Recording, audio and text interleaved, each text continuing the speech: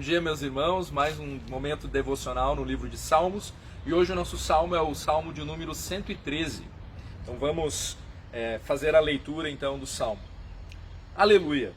Louvai, servos do Senhor, louvai o nome do Senhor. Bendito seja o nome do Senhor agora e para sempre, do nascimento do sol até ao ocaso. Louvado seja o nome do Senhor. Excelso é o Senhor acima de todas as nações, e a sua glória acima dos céus. Quem há semelhante ao Senhor nosso Deus, cujo trono está nas alturas, que se inclina para ver o que se passa no céu e sobre a terra? Ele ergue do pó o desvalido e do monturo o necessitado, para o assentar ao lado dos príncipes, sim, com os príncipes do seu povo. Faz que a mulher estéril viva em família e seja alegre mãe de filhos. Aleluia! O Salmo 113, ele também faz parte daquele grupo de salmos tidos como salmo de louvor descritivo. Estes salmos, eles têm por finalidade, anunciar a grandeza de Deus, manifestada tanto na natureza, quanto na sua criação e na preservação de tudo que foi criado, na história de Israel e especialmente nos grandes atos de redenção nacional. Então o tema básico e dominante deste tipo de salmo, como nós já temos visto, é o louvor a Deus, que é o personagem central de todos eles. Então o salmista, ele não fala a Deus, mas ele fala de Deus. Então o Salmo 113, ele inicia o que a literatura rabínica chama de Halel, uma coleção de 6 hinos, que vai do Salmo 113 até o Salmo 118, com a palavra vinculada com a exclamação religiosa Aleluia, ou seja, o Aleluia dos judeus, que era cantado em suas festas solenes, provavelmente a Páscoa, visto que esses salmos não só recordam a bondade de Deus para com Israel, como especialmente o seu livramento do Egito, e por isso ele começa apropriadamente com louvem, ó servos do Senhor, louvem o nome do Senhor, e não mais, então, são tidos ali como servos de Faraó. Então o versículo 1 do Salmo 114, ele também contribui para essa ideia, uma vez que ele menciona a saída de Israel do Egito. Então o Salmo 113 é uma exortação para louvar a Deus pela sua excelência.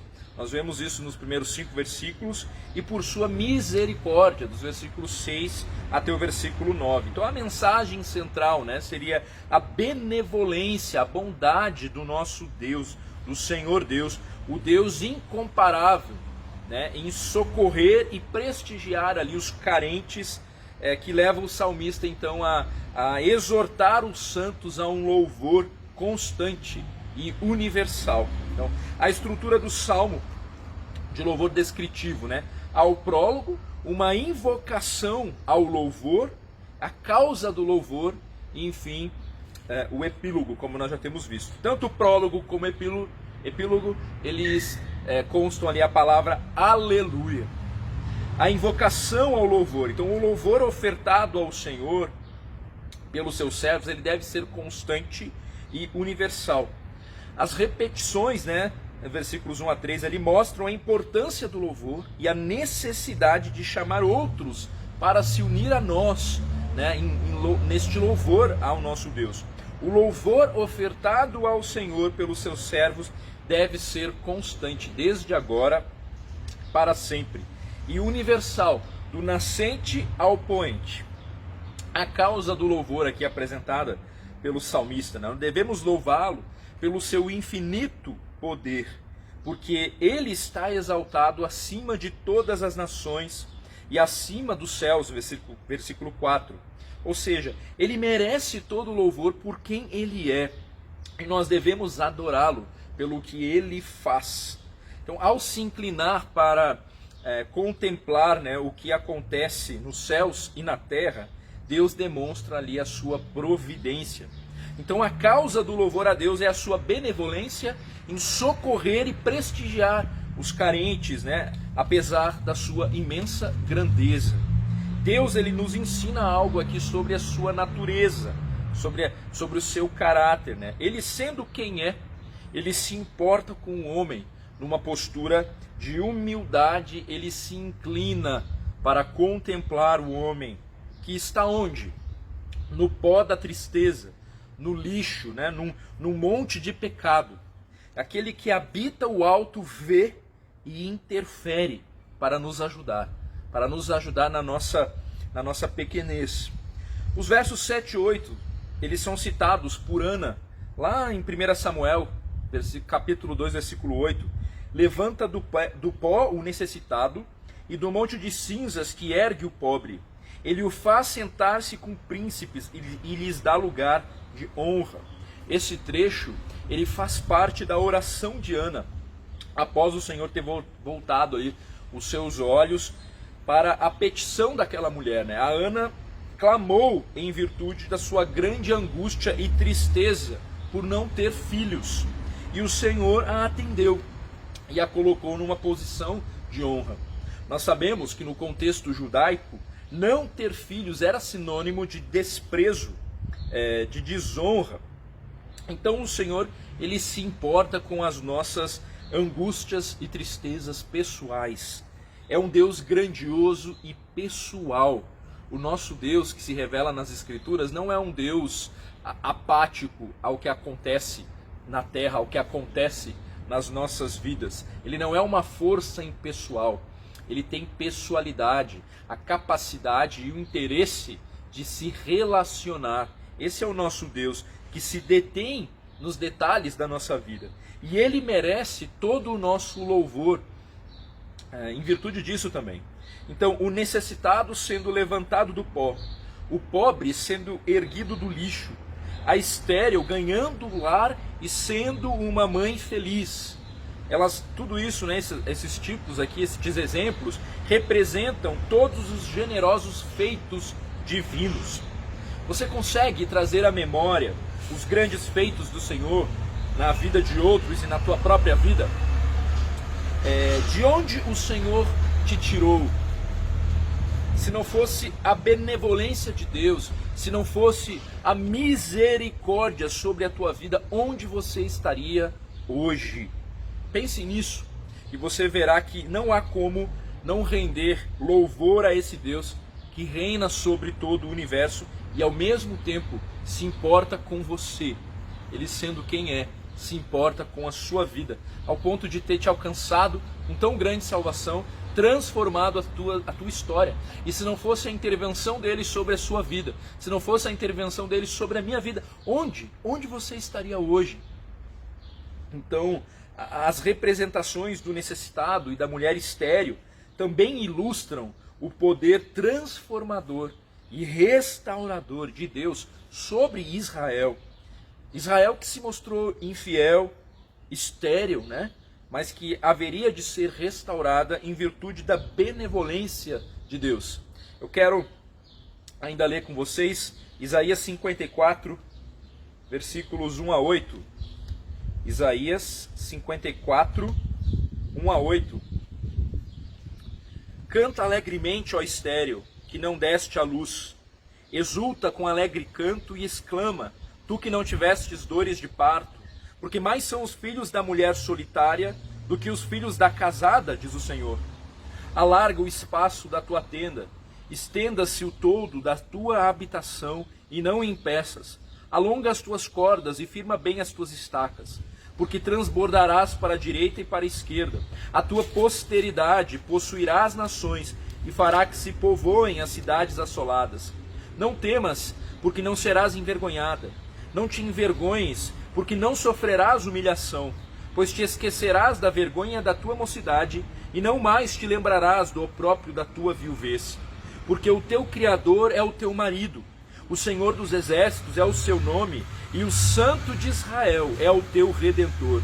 Ele é chamado Deus de toda a terra, porque o Senhor te chamou como a mulher desamparada e de espírito abatido, como a mulher da mocidade que fora repudiada, diz o teu Deus. Por breve momento te deixei, mas com grandes misericórdias torno a acolher-te. No ímpeto de indignação escondi de ti a minha face, por um momento, mas com misericórdia eterna me compadeço de ti, diz o Senhor, o teu Redentor. Então o Senhor, apesar de Israel, teve ali um intuito, de restauração sobre este povo. O Senhor ainda há de restaurar Israel por completo. Israel há de se voltar para Jesus Cristo como o Messias. O Senhor então se apresenta neste salmo como aquele que tem interesse, como um Deus pessoal, como aquele que restaura. Ele é a fonte de esperança para Israel. E certamente ele também é a fonte de esperança de todo aquele que crê. É a minha esperança, é a sua esperança, de todos os povos espalhados por este mundo. De todo povo e nação há de se dobrar diante do nosso Deus. Ele é digno, portanto, de toda a honra, de toda a glória. Que nesse dia e durante essa semana você possa estar meditando um pouco mais ainda neste Salmo 113, e que ele te ajude a você olhar também para tudo que o Senhor tem feito na sua vida, para a maneira como ele se inclinou sobre você, os seus olhos sobre você, sobre a sua história, e tem te restaurado, tem te dado nova esperança em Cristo Jesus. Então, olhe para o Senhor, Ele é digno de todo louvor, de toda honra, acima das circunstâncias. O Senhor, Ele já nos deu tudo o que nós precisamos em Cristo Jesus. Eu e você recebemos tão grande salvação em Cristo, que não há nada de bom que possa acontecer na nossa vida que se compare a essa grande bênção sobre nós, e também não há nada de ruim que também possa se sobrepor sobre as nossas vidas, que se compare ao livramento que Deus nos deu do inferno. Então, quando nós olhamos para a melhor coisa que nos acontece nessa vida, ela não se compara ao céu maravilhoso e à presença do Senhor agindo em nós e o que está separado para nós, para a eternidade. E quando nós olhamos para a pior coisa que possa nos acontecer, ela também não se compara ao inferno, de onde nós fomos resgatados, retirados, livres, desse caminho de morte que está preservado para todos aqueles que não creem. Então olhe para a cruz. Na cruz, toda a nossa perspectiva ela é realinhada. Toda a honra e toda a glória seja dada ao nosso Deus. Há motivos para nos alegrarmos, para bendizermos ao nosso Deus, para termos um coração submisso ao seu querer e à sua vontade. Que o nosso Deus abençoe a sua vida, da sua família, e te capacite a perseverar, percebendo o seu cuidado nos mínimos detalhes da sua vida. Que esse dia possa ser um dia de alegria, de reconhecimento, de gratidão ao nosso Deus por tudo que Ele é e por tudo que Ele já fez e ainda vai fazer na sua vida, na história, na nossa igreja. Então vamos continuar orando uns pelos outros. Quero ter uma palavra de oração com você aqui. Então Deus te abençoe. Bondoso Deus, muito obrigado por tua fidelidade. Muito obrigado porque, apesar de nós, o Senhor é fiel. Nós somos tão pequenos, tão pecadores, tão falhos. Nós nos apresentamos muitas vezes tão infiéis, Senhor. Mas o Senhor é um Deus misericordioso que inclina os teus olhos para nos ver. E o Senhor se importa com cada detalhe das nossas vidas. O Senhor tem mudado a nossa história, nos dando tão grande salvação. Nós queremos viver de acordo com este propósito, com o propósito que o Senhor tem para as nossas vidas, de te dar toda a honra, de te dar toda a glória.